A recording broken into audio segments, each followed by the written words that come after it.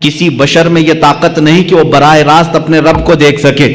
کسی بشر کے اندر یہ آنکھیں دی نہیں گئیں کہ وہ براہ راست اپنے پیدا کرنے والے خالق کو دیکھ سکے. لیکن یہی معاملہ جب میرے آقا کے ساتھ ہوا، 26 رجب المرجب ہے، اللہ کے حبیب صلی اللہ تعالی علیہ وسلم اپنے دولت قدے پر حضرت ام ہانی کے گھر پر آرام فرما رہے ہیں. جبرائیل امین آئے اور آ کر کے میرے آقا صلی اللہ تعالی علیہ وسلم کو بیدار کر رہے ہیں. تو بیداری کا طریقہ بھی بتایا گیا ہے. انہوں نے اپنی پیشانی حضور کے تلووں سے لگائی. ٹھنڈک سے آپ بیدار ہوئے. پوچھا جبرائیل اس وقت آنا کس بات کا ہے؟ جبرائیل نے کہا اللہ تعالیٰ آپ کو آسمانوں کی سیر کرانا چاہتا ہے، جنت، دوزخ، عرش، کرسی، لوح و قلم کے دیدار کرانا چاہتا ہے. اے رسول گرامی وقار، آج آپ کی معراج کا وقت ہے، آپ کی معراج کی شب ہے، اللہ تعالیٰ آپ کو اپنی زیارت کرانا چاہتا ہے. حضرت جبرائیل امین نے جب یہ کہا، حضور اکرم صلی اللہ تعالی علیہ وسلم اٹھے، بیدار ہوئے اور وہاں سے مسجد حرم شریف تشریف لے گئے. براق آپ ہی کے لیے بنائی گئی سواری، اس پر اس سے پہلے نہ کوئی سوار ہوا نہ ان کے بعد کوئی سوار ہوا. یہ حضور کی خصوصیات میں سے ہے. براق کی تیز رفتاری ایسی تھی جہاں تک ایک نگاہ پہنچتی ہے وہاں اس کا پہلا قدم ہوتا تھا. براق کی تیز رفتاری.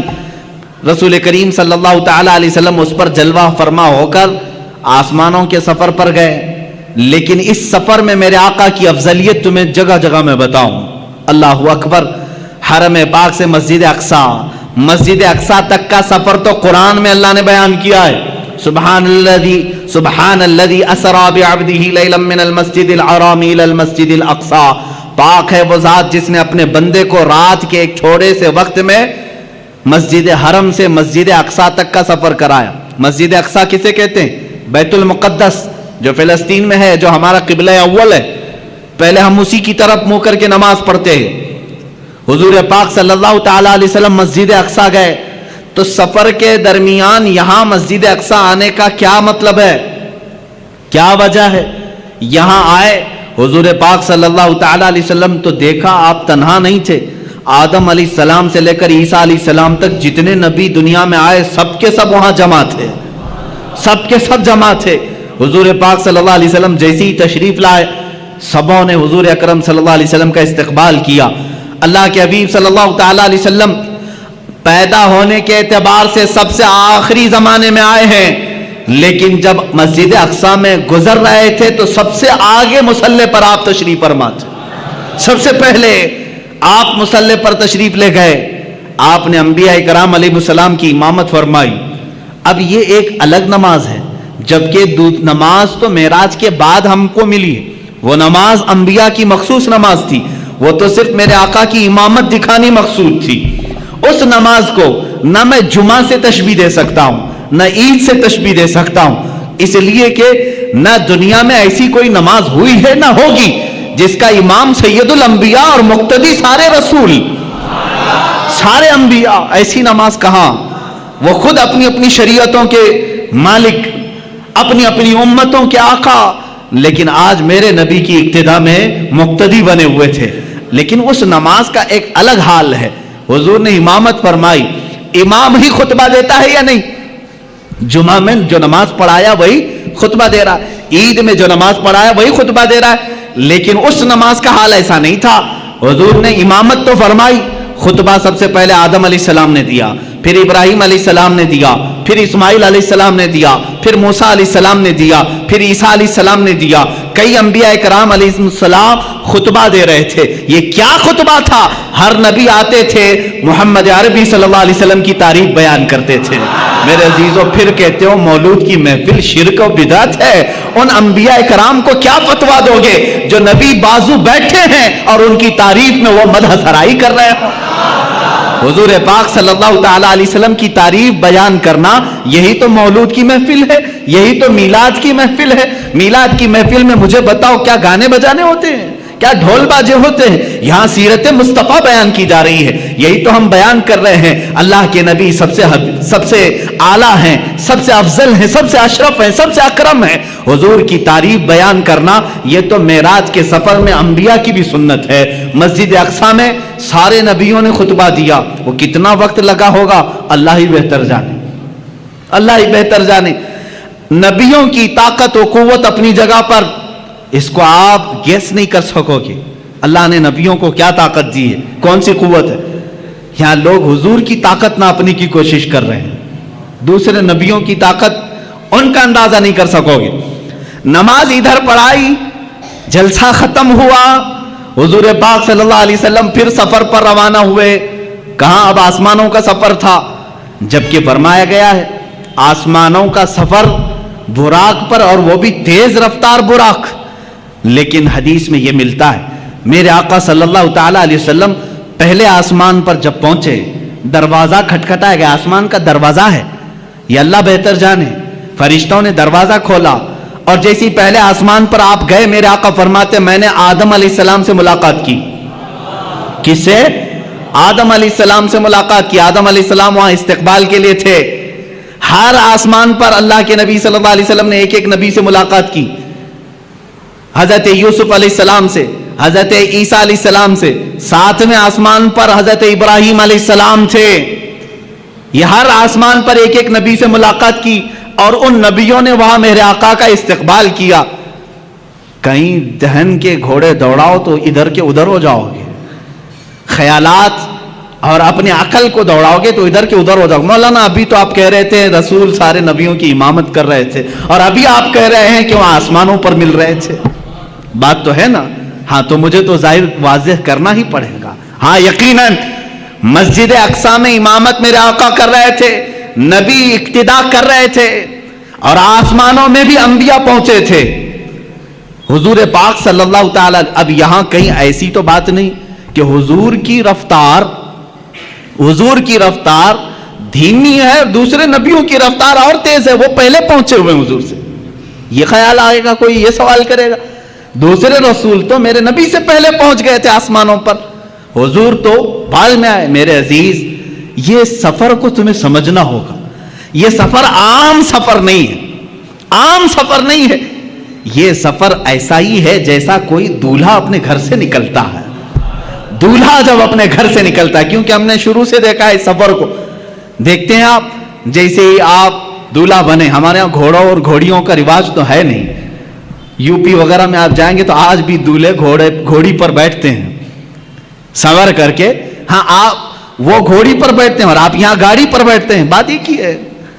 جیسے ہی دولہا سج کر سنور کر تیار ہو کر گھر سے نکلتا ہے، ماں باپ ہوتے ہیں، رشتہ دار ہوتے ہیں، کھڑے رہتے ہیں، بھائی بہن۔ گھر سے جب دولہا رخصت ہو رہا ہوتا ہے، گاڑی میں بٹھانے سے پہلے اس کا صدقہ اتارا جاتا ہے، اور جب دولہا بہت خوبصورت لگتا ہے، ماں کہتی ہے سبحان اللہ، باپ کہتا ہے سبحان اللہ، بھائی کہتے ہیں سبحان اللہ، کہنا بھی چاہیے، اللہ اس کو نظر سے محفوظ رکھے۔ دولہے کو دیکھ کر کہتے ہیں سبحان اللہ، بہت اچھا لگ رہا ہے، ماشاء اللہ بہت اچھا لگ رہا ہے، کہتے ہیں نہیں؟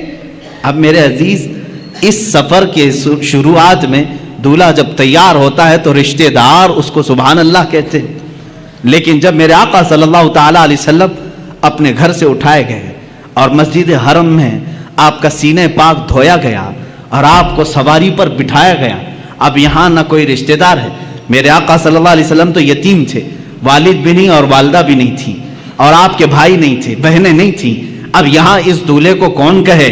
سواری پر بیٹھا ہے۔ تب ہم نے قرآن کے 15ویں پارے کو پڑھا، اللہ فرما رہا ہے سبحان الذی اسریٰ بعبدہ، یہ پارا ہی یہاں سے شروع ہوتا ہے، کوئی اور نہیں کہے گا، محبوب تمہارا خدا کہے گا سبحان اللہ، پاک ہے وہ ذات جس نے تمہیں سوار کرایا ہے۔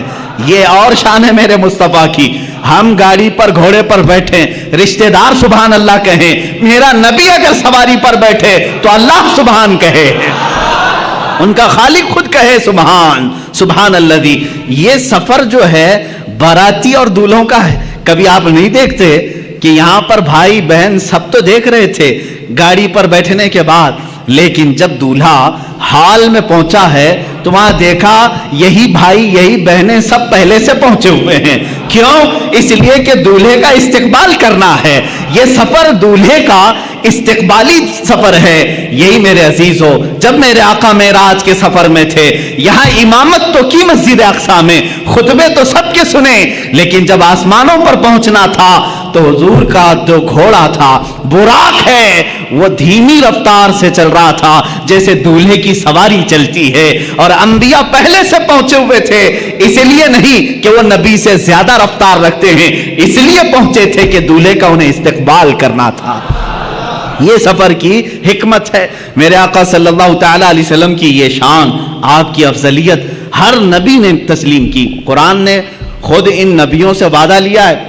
عزیزان گرامی وقار، اسی سفر میں آپ کو یہ بھی بتا دوں، اللہ کے حبیب صلی اللہ تعالی علیہ وسلم آسمانوں کا سفر کیے، جنت آپ کو دکھائی گئی، دوزخ کے نظارے کروائے گئے، اور اس کے بعد ایک مقام ایسا آیا سدرہ کے بعد، جبرائیل امین نے کہا اب جائیں، آپ کا سفر ہے.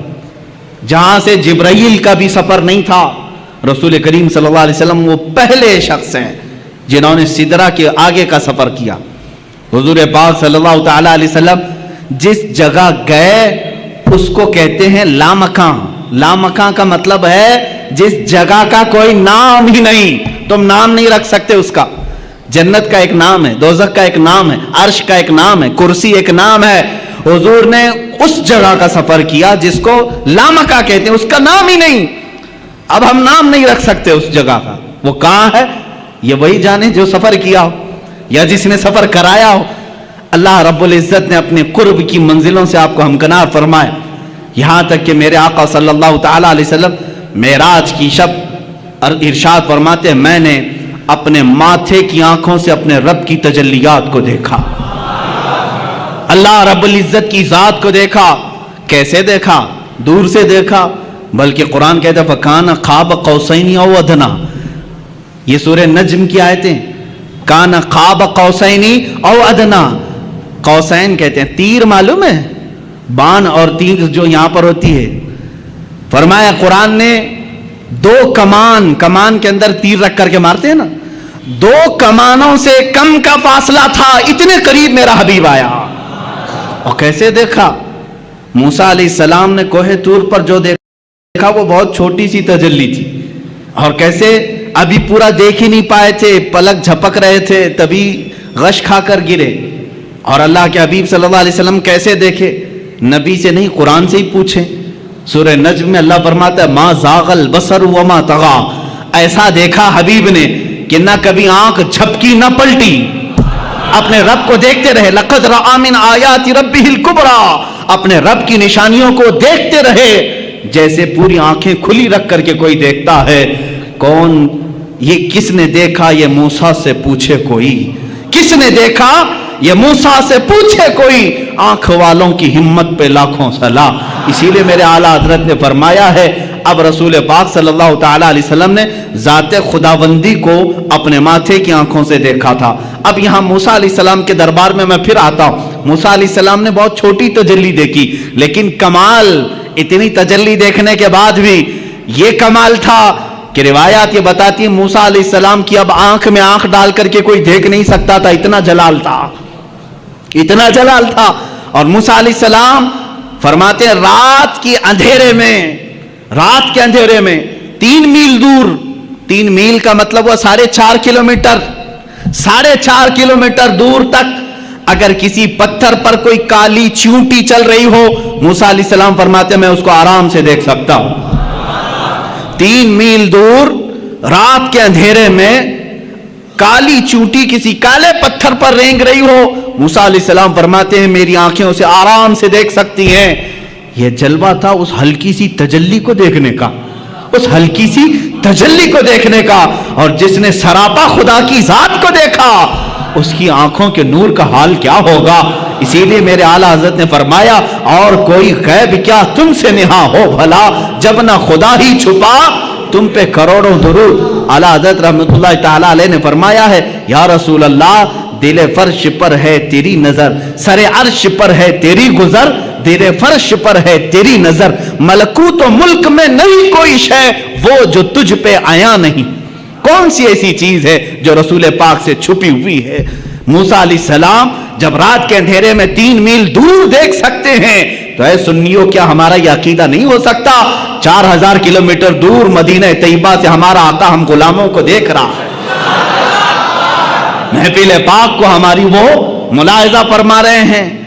अजीज़ान गिराम वक़ार, रसूल करीम सल्लल्लाहु तआला अलैहि वसल्लम की अफजलियत पाक अंबिया इकराम अलैहिस्सलाम की जिंदगियों से। अब फिर मैं मूसा अलैहिस्सलाम ही की बात करूं। जब आप सुनते होंगे मेराज के वाक़यात, तो यह बात तो जरूर सुनते होंगे 50 नमाजें दी गई थी हुजूर को उम्मत के लिए तोहफा, लेकिन कम किसने कराया?